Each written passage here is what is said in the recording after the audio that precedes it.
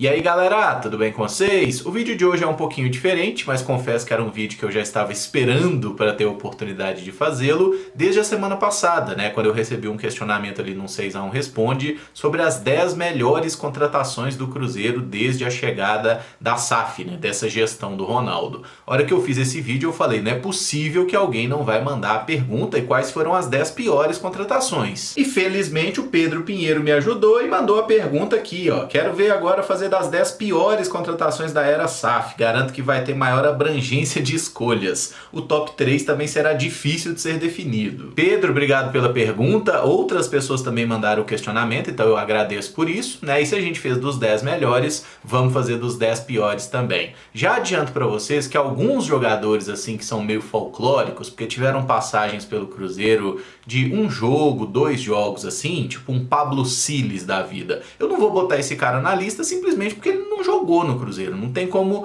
avaliar. É a mesma coisa de eu chegar aqui e falar que o Prediger é um dos piores jogadores da história do Cruzeiro. Não é, porque ele inclusive não jogou nenhuma partida, como que ele vai ter jogado mal? Então eu vou explicando caso a caso aí por que eu cheguei a esses 10 nomes, né, considerando muitas vezes o custo-benefício também, e já faço o convite para que você também monte o seu top 10 e deixe nos comentários para que a gente possa trocar uma ideia depois. Mas antes de começar a lista, eu tenho que fazer aquele merchanzinho, né, lembrando que o vídeo é feito com patrocínio da Betfair, site de apostas esportivas que é apoiador aqui do canal, patrocinador master do Cruzeiro também. A Betfair que tem uma oferta para novos clientes de até R$200 em aposta grátis. Basta você entrar pelo link da descrição, fazer o seu cadastro que é super simples e o valor que você investir no primeiro depósito, a Betfair dobra para você até R$200. Essa oferta é exclusiva para novos clientes, mas a Betfair sempre tem promoções interessantes para quem já é cliente cadastrado também, né? Todo final de semana, por exemplo, tem aposta grátis para todos os clientes. Meio de semana, às vezes, aparece alguma coisa interessante aí numa Libertadores, uma Sul-Americana, uma Champions League. Enfim, é bom a gente sempre ficar de antena ligada. E se você gosta desse universo das apostas esportivas ou ainda não conhece, eu te recomendaria fazer isso pela Betfair, porque é a única casa de apostas que efetivamente investe no nosso clube, né? É o maior patrocínio da história do Cruzeiro. O que eu sempre lembro, galera, apostar sempre com responsabilidade para que você possa se divertir. E abrindo o nosso top 10, eu coloco o camisa 10 do Cruzeiro na temporada 2023, Nicão, que jogou 31 partidas pelo Cruzeiro, tendo marcado 4 gols e dado 3 assistências. E eu confesso que fiquei em dúvida sobre colocar ou não o Nicão nessa lista, né? Porque é um cara que teve altos e baixos aqui no Cruzeiro, muito mais baixos do que altos, é verdade. Mas assim, ele começa bem a temporada, faz gols ali no Campeonato Mineiro, aí ele tem uma lesão, né? Um machucado ali no clássico contra o Atlético, fica um tempo fora, Cruzeiro troca de técnico com o Pepa, ele tem dificuldade para ganhar espaço, faz alguns jogos ruins, é sacado do time, treina separado, parecia que ia sair do Cruzeiro, no final das contas não apareceu nenhuma proposta interessante, só do Coritiba, que era um clube rival, né, porque ele jogou muito tempo no Atlético Paranaense, muito identificado, ele não quis ir jogar no rival. Ficou no Cruzeiro, foi reintegrado e todo mundo sempre falou do Nicão ter sido um cara muito profissional enquanto esteve no Cruzeiro, né, ficavam questionando a questão do peso, acho que aquela era a estrutura dele mesmo, mas no final da temporada ali o Nicão até teve alguns momentos importantes, inclusive o último gol do Cruzeiro no ano, né, naquele empate contra o Palmeiras, é um gol do Nicão depois de passe do Matheus Pereira. Então assim, ele foi um jogador de uma passagem muito abaixo da expectativa. Quando ele chegou, botou a camisa 10, falou que era torcedor do Cruzeiro, eu pelo menos achei que poderia ser um jogador muito importante pra gente, e o Nicão tinha um salário alto, né, um salário dos maiores ali do plantel. Infelizmente ele entregou muito pouco durante a passagem pelo Cruzeiro, terminou o empréstimo, ele voltou para o São Paulo, que é o clube que tem o seu passe, e assim, não acho que o Nicão nos deve nada, tá? Mas para a expectativa que eu, pelo menos, tinha, eu acho que foi uma das 10 piores contratações do Cruzeiro e jogou bastante, né? Mais de 30 partidas e uma produção ofensiva bem baixa. Em nono lugar, eu coloco um jogador que chegou como opção para a camisa 9. É o Rodolfo, que jogou 21 partidas pelo Cruzeiro, marcando 2 gols e dando uma assistência. E eu sei que você tá lembrando, Emerson, você é muito injusto, cara, o trabalho devolve. Sim, aquele gol do Rodolfo contra o Londrina foi espetacular, muito importante para o nosso acesso. Mas o meu grande questionamento e por que eu acho que o Rodolfo foi uma contratação muito ruim é que se você puxar do momento que o Rodolfo foi contratado 11 meses antes, o Rodolfo tinha feito um gol. Ele tinha feito um ótimo campeonato mineiro em 2021 pelo América. Assim, ótimo não, era um bom campeonato mineiro e aí ele perde um pênalti na decisão contra o Atlético, né? E o América ficou com o vice-campeonato. Aí no brasileiro todo, ele joga pelo América, o América foi bem naquele ano, o Rodolfo fez um gol. Aí ele seguiu no América para 2022, jogou o Mineiro, não fez nada. E o Cruzeiro, depois de ter vendido o Thiago, que foi uma burrice, uma venda muito mal feita, o Cruzeiro trouxe o Rodolfo meio que como uma reposição, né, para disputar a Série B. E o Rodolfo jogou muito mal, né? O segundo jogo ele até faz um gol contra o Remo, né, o que no final das contas no agregado valeu para a nossa classificação na Copa do Brasil, mas aí ele tem uma sequência como titular, joga muito mal, ele não conseguia ser um substituto de um nível nem perto do aceitável para o Edu. Esse sim teve muito questionamento a respeito da parte física, né, durante toda a estadia no Cruzeiro. Aí no final do ano vem aquele gol importante contra o Londrina, né, ajeitado ali do Luvanor, o gol do Rodolfinho no final. E depois ele dá uma assistência no jogo contra o Novo Horizontino também, quando a gente já tinha subido, já era campeão, enfim. Mas a passagem do Rodolfo pelo Cruzeiro foi muito ruim e é uma contratação que eu nunca entendi, porque ele é um jogador que veio em péssima fase, saiu do Cruzeiro em péssima fase e continua em péssima fase até hoje. Em oitavo lugar eu coloco Pedro Castro, volante que foi contratado na temporada 2022, jogou 24 partidas pelo Cruzeiro e tendo marcado um gol. Esse é mais um jogador que entra naquela questão de expectativas frustradas, né? Porque o Pedro Castro tinha sido um jogador bem importante para o Botafogo na campanha do acesso da Série B 2021, ele era atleta do Tombense.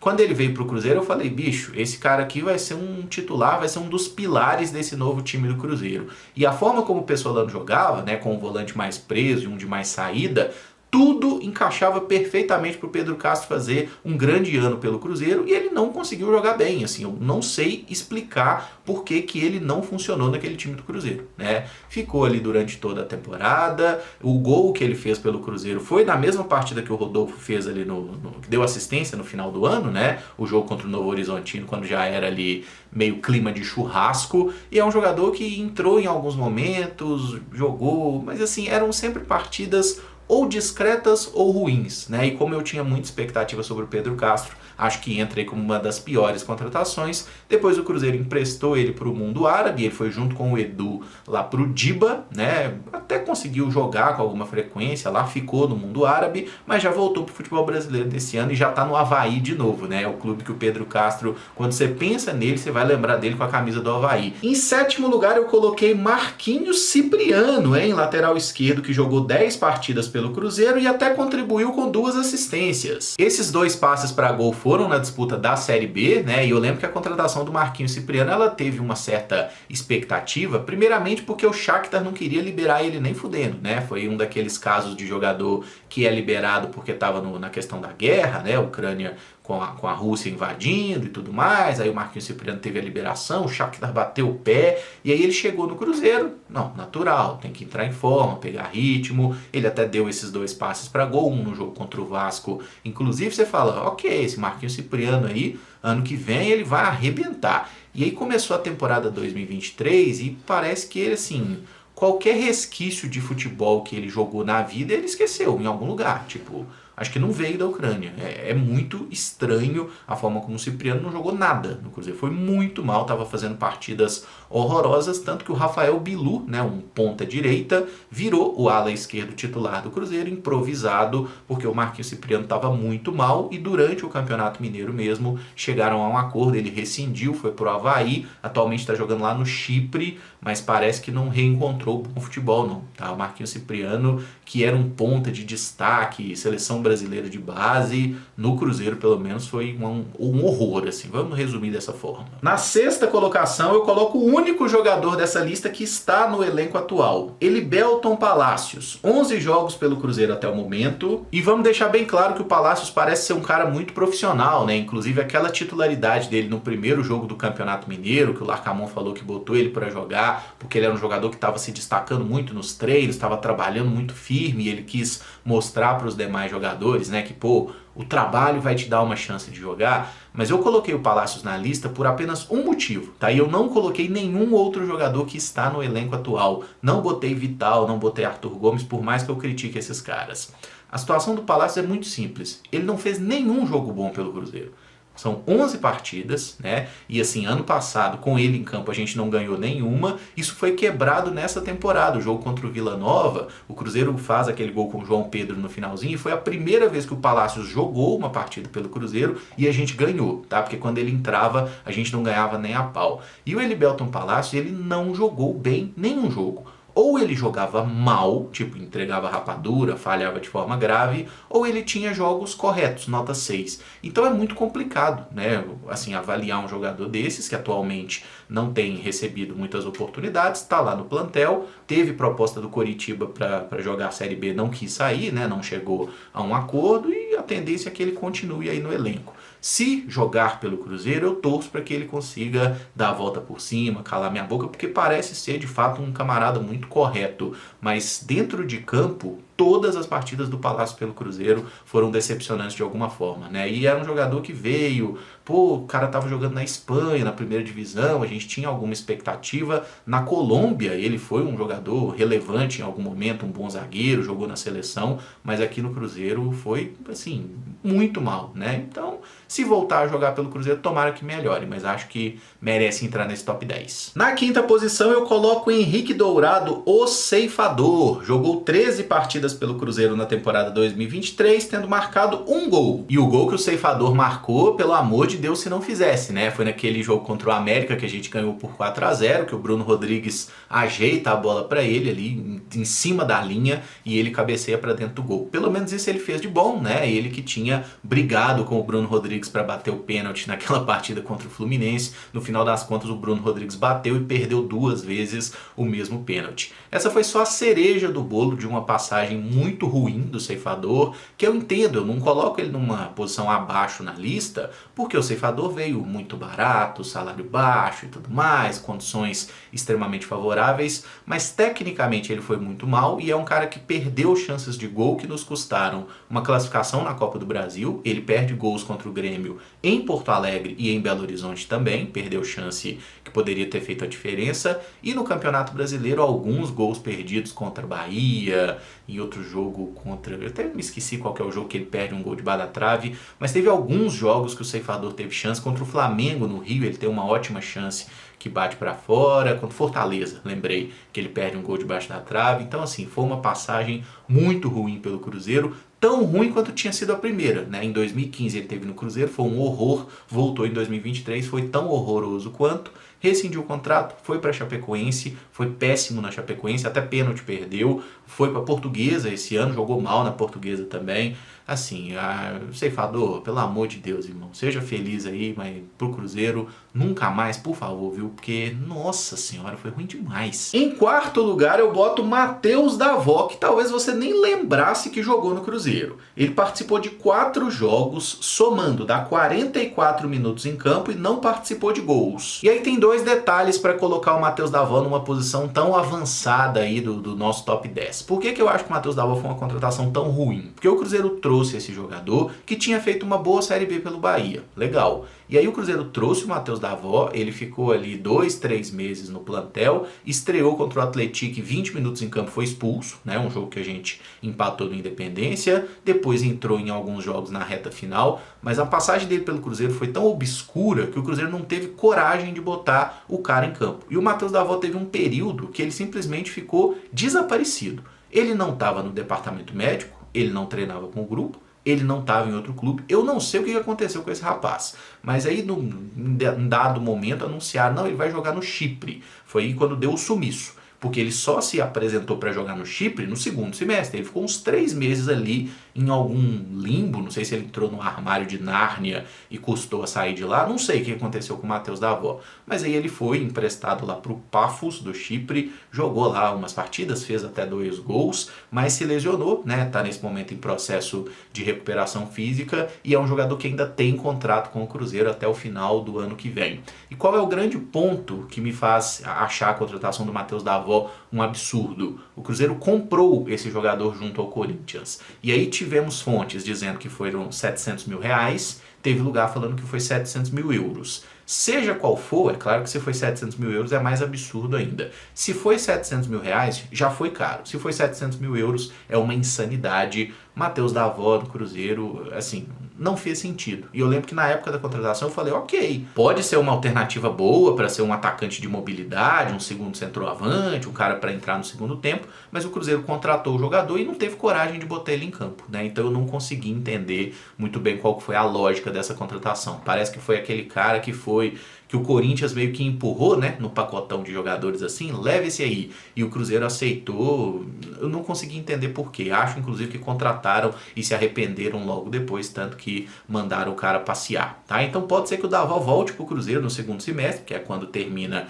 o empréstimo dele lá no Chipre, mas pelo que fez até o momento pelo Cruzeiro, é uma das piores contratações e a gente ainda pagou por isso. Abrindo o top 3, eu coloco Paulo Vitor, hein, que participou de 8 jogos pelo Cruzeiro e não fez absolutamente nada. E a situação do Paulo Vitor é uma daquelas pra que contratou, né? Porque é um jogador que a única temporada mais ou menos boa que ele fez na vida foi na terceira divisão espanhola, ele não servia pro Valladolid, ele foi jogar no Rio Ave de Portugal, ele estava sendo improvisado na ala esquerda e tinha feito uma temporada ruim, e aí o Cruzeiro trouxe esse cara como se fosse uma contratação relevante. E eu confesso que ele pelo menos teve momentos de carisma ali, né? Pô, Pepe e Neném, aí o cara canta a música do Fat Family, errou o autor, mas tudo bem, né? Foda-se, tá? Segue a vida, Paulo Vitor. E é um jogador que, assim como o Palácios, né? De todas as vezes que ele entrou no time do Cruzeiro, ele não jogou bem nenhuma partida, né? Ele sempre entrou mal nos jogos ou, no máximo, foi discreto, não foi notado. Enfim, não tem argumento positivo para se citar de Paulo Vitor. E o Cruzeiro ainda assinou contrato longo com ele, né? Ele está emprestado aí no Novo Horizontino nessa temporada,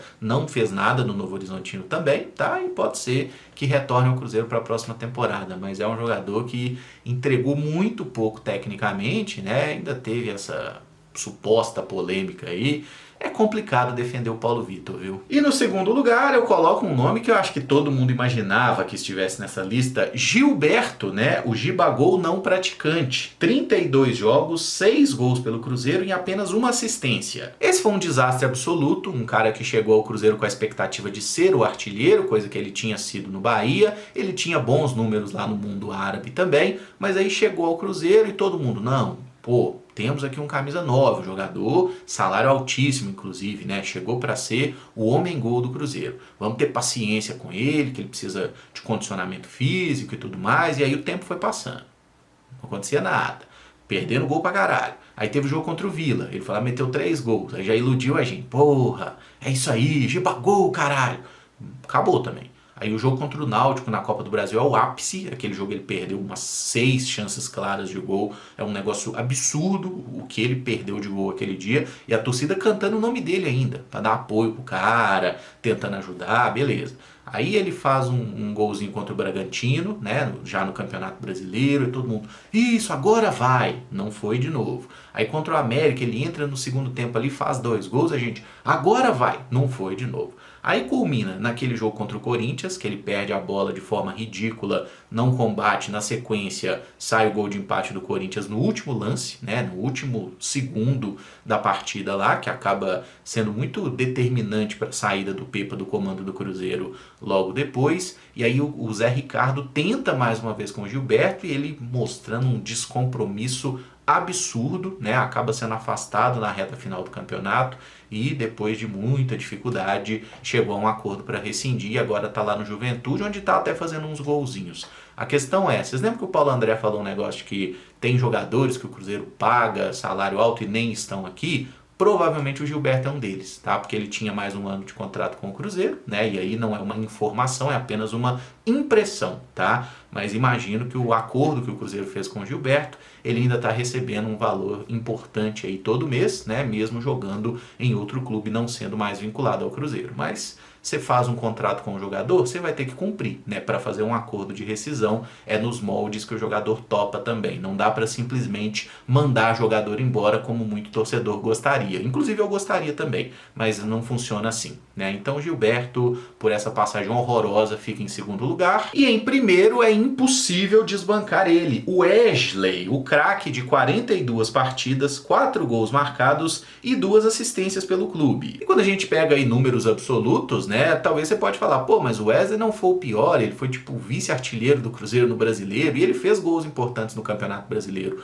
Mas o Wesley ele foi um combo de tanta coisa ruim, de tanto gol perdido, deve ter sido uns 20. Tranquilo, assim, 20 chances claras de gol o Wesley perdeu com a camisa do Cruzeiro. Porque foi desde o Campeonato Mineiro, culminando no Brasileirão, Copa do Brasil, ele não fez distinção por competição. Se era para perder gol, ele perdia em qualquer ocasião. Jogou muito mal, e aí teve aquele episódio lá do torcedor cobrando os atletas, que o Rafael Cabral vem falar com o torcedor, né? Pô, você vai tirar foto, vai ficar de palhaçada, não sei o quê, que o Wesley passa xingando o torcedor. Depois teve num determinado momento ali ele postando camisa, né, com a camisa da torcida organizada do Palmeiras, sabendo que existe uma animosidade, né, que a torcida do Cruzeiro já estava puta com ele. Ele postou aquilo, abraçado lá, acho que foi no aniversário do Dudu, salvo engano, né, outro jogador que teve passagem pelo Cruzeiro. E ainda tem o episódio lá, né, que supostamente, eu vou jogar no supostamente, tá, porque a gente não tem prova, né, de que teria levado moças para a concentração, ele e alguns outros atletas também, tá. Então, assim, é um absoluto despautério, né, esse jogador, cara. Que trem bizarro. E quando a gente lembra que o Cruzeiro comprou esse cara por 3 milhões de euros, fica tudo um pouco mais espetacular, né? Graças a Deus o Cruzeiro conseguiu ali fazer um acordo com o Internacional, passou ele pra frente, pelo que foi noticiado, dos 3 milhões de euros, o Inter vai pagar 2, né? Então o Cruzeiro ficou aí com esse prejuízo de 1 milhão de euros, que eu acho que ficou até bom, sabe? Assim, tipo, foi uma passagem horrorosa, mas pelo menos a gente passou esse rapaz pra frente e espero que contra a gente ele não seja nada feliz, mas no resto da vida que se foda pra lá, enfim. O Wesley é um caso daqueles de antipatia dos dois lados, né? Eu acho que ele odiou jogar no Cruzeiro e eu acho que todo cruzeirense odiou que ele tenha vestido nossa camisa também. Tá feita a lista, eu encerro o top 10 por aqui. Se você gostou, eu peço que deixe o like, se inscreva no canal caso ainda não seja inscrito, usa os comentários aí, monta você também o seu top 10 das piores contratações do Cruzeiro, vamos ver o que você concorda, o que você discorda, fica à vontade, vamos trocar uma ideia aí. Muito obrigado por acompanhar, um abraço e até o próximo vídeo. Valeu!